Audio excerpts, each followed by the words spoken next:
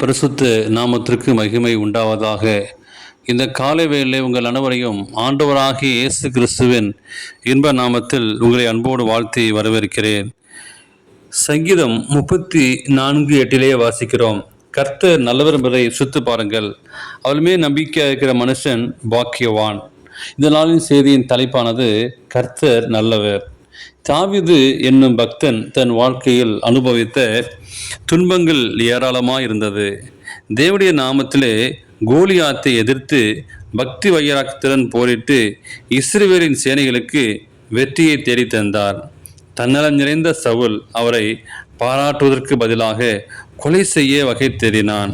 தான் செய்த வீர செயலின் விளைவாக தன்னுடைய தகப்பன் வீட்டிலிருந்து பிரிக்கப்பட்டார். அவர் மிகவும் நேசித்த வேலையாகிய ஆடுமைக்கும் வேலையை துறக்க வேண்டியதாயிற்று.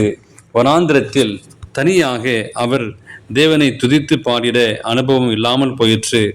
சவுலுக்கு பயந்து ஒளிந்தே வாழ வேண்டிய நிர்பந்தம் ஏற்பட்டது.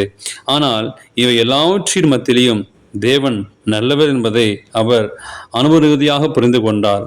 கர்த்தர் தன்னோடு இருந்தபடியால் சவுலின் சேனைக்கு தப்பி தாவீது வாழ முடிந்தது.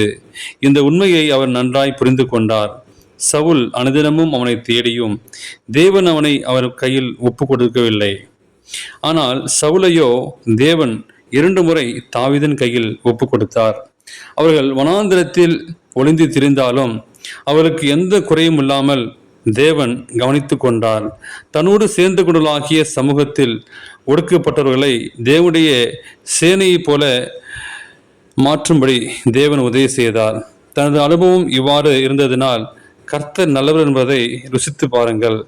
அவர் மேல் நம்பிக்கையாக இருக்கிற மனுஷன் பாக்கியவான் என்று தாவீது பாடியிருக்கிறார்.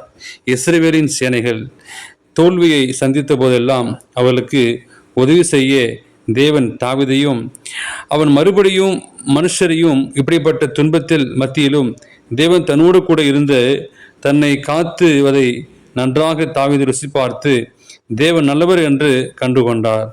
நண்பர்களே, துன்பத்திலான கடந்து செல்வீர்களா? சற்று நேரம் அமர்ந்திருந்து கர்த்தர் செய்த நன்மைகளை எண்ணி பாருங்கள். அவர் நண்பர் என்பதை ருசித்து பாருங்கள். நிச்சயமாகவே அவருடைய ஆசீர்வாதத்தை நீங்கள் பெற்றுக்கொள்வீர்கள். உங்கள் குடும்பமும் ஆசீர்வதிக்கப்படும்.